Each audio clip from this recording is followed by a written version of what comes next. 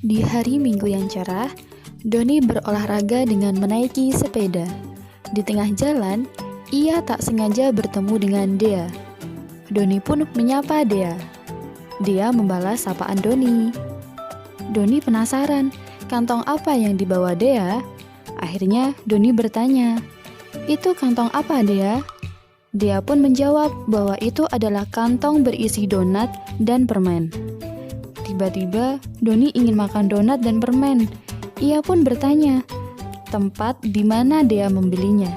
Dia bilang bahwa ia beli di toko seberang itu. Doni bertanya lagi, "Berapa harganya, Dea?" Dengan polosnya, dia bilang tidak tahu. Ia hanya berkata bahwa ia membeli 3 permen dan 2 donat seharga Rp15.000. Doni menganggukkan kepalanya dan bilang terima kasih pada Dea. Dia menjawab sama-sama dan melanjutkan perjalanannya. Doni pun mulai berpikir, jika ia membeli permen dan donat, maka ia harus membeli sebanyak 3 permen dan 3 donat karena ia punya 2 adik di rumah. Lantas, apakah uang yang dibawanya cukup untuk membeli 3 permen dan 3 donat? Sambil berpikir, Doni melanjutkan perjalanan menuju toko. Tepat di sebelah toko, ia bertemu dengan Om Fajar. Om Fajar menyapa Doni. Doni membalasnya sambil melihat pakaian yang dikenakan oleh Om Fajar.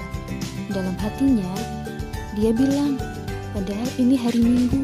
Kenapa Om Fajar berpakaian seperti mau ke kantor ya?" Ia pun akhirnya bertanya, "Om Fajar mau kerja ya?"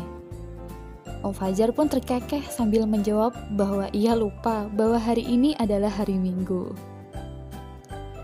Doni ikut tertawa mendengar jawaban Om Fajar. Kemudian ia kembali bertanya mengenai kantong yang dibawa Om Fajar. Dan sesuai dugaan, kantong itu berisi donat dan permen. Tanpa pikir panjang, Doni langsung bertanya harganya. Sayangnya, Om Fajar tidak tahu harga per bijinya. Ia hanya tahu bahwa saat ia membeli 4 permen dan 6 donat, ia harus membayar sebesar Rp36.000. Karena Om Fajar harus segera pulang, maka ia pun pamit pada Doni. Tak lupa Doni mengucap terima kasih. Doni masih diam di dekat toko. Ia bingung, apakah uang sebesar Rp20.000 yang dibawanya cukup untuk membeli 3 permen dan 3 donat ataukah tidak ya?